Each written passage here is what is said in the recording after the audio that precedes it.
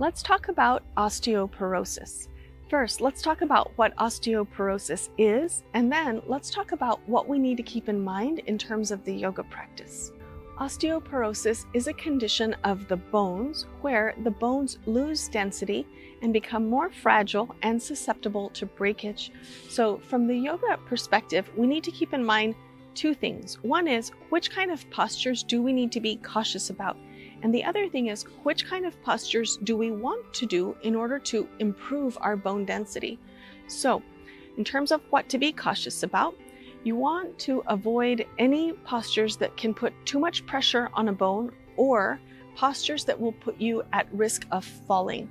So in the first category, we're talking about postures like, for example, shoulder stand, where we're lying on the floor and we extend the legs up toward the ceiling, and all of the weight of the body is resting on the shoulders, and there's strain in the neck, and we're also resting on the bones in the head. This is an example of too much strain in one area of the body, and so you'll want to be cautious to either be very gentle or actually avoid postures like this.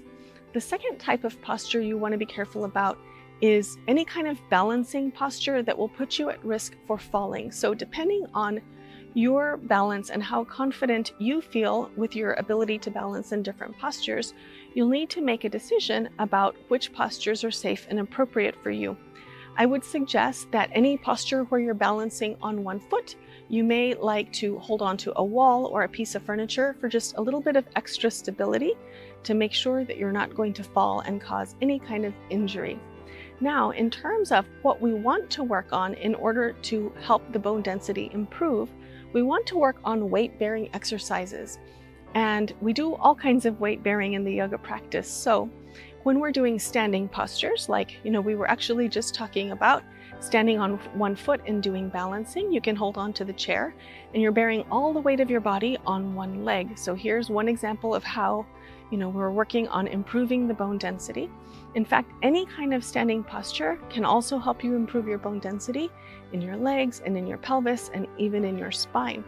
If you want to work on your bone density in your arms and your upper body, it'd be a great idea to do some weight bearing on your hands, something like kneeling on hands and knees or downward facing dog if that's a comfortable posture for your body.